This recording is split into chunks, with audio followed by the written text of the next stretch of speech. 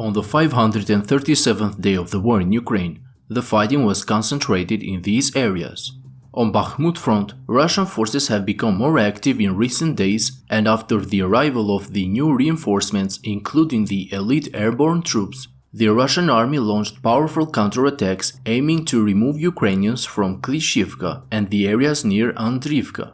As I briefly mentioned in the previous video, yesterday official Russian sources published this video where Russian forces are seen storming the Ukrainian positions in the southern part of Klishchiivka. Initially, Russian sources spoke of an absolute success of their forces on this sector, but today new footage emerged that shows that the Russian counterattacks failed to achieve any visible success, with Russian forces suffering heavy losses. During the last 48 hours, Russian forces organized powerful counterattacks made possible by the arrival of the new reinforcements in this area. If you remember, a few days ago, Russian troops were mostly on the defensive, with most of them forced to withdraw east of the railway line that goes between Klishchiivka and Andriivka. Immediately after the arrival of the new forces, the Russian army attacked almost the entire front line with the aim of removing the Ukrainian presence from this area. But facts show that the Russian counterattacks not only did not have the expected success, but Russians suffered significant losses in equipment and personnel. Only in the last 24 hours, at least 8 destroyed tanks and armored vehicles of the Russian forces have been geolocated on this sector, where the largest part, 5 of them, were located in the same area east of Andriivka, very close to the village. Precisely here, the 3rd Assault Brigade of the Armed Forces of Ukraine destroyed at least 3 T-90 breakthrough tanks of the Russian forces, which are the best tanks that the Russian army has currently in use.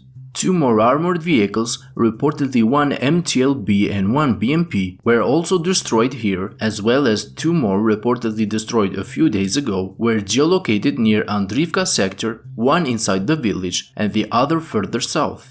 While in the direction of Klishchiivka, a T-80 tank of the Russian army was destroyed east of Klishchiivka by the 45th Artillery Brigade of the Ukrainian army, while another BMP was destroyed a little further north of this area.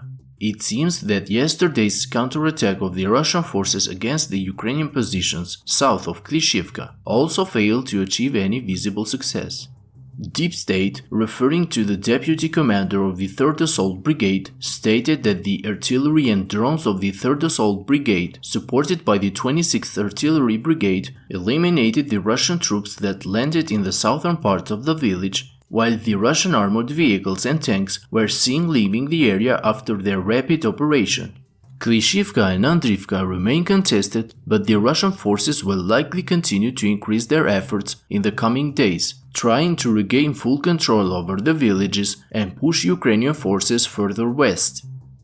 On Vremivka front, today the news over the full retreat of the Russian forces from Urozhaine was accepted by many pro-Russian sources. Ukrainian forces are clearing the village as well as the surrounding areas, as seen on this video, where Ukrainian forces are expanding their control in the fields east of the village by clearing the forest belts in which the Russian forces had built some of their defensive positions. Russian forces have repositioned across the Mokriali River, which they intend to use as a natural barrier since the river covers the northern and eastern parts of the village.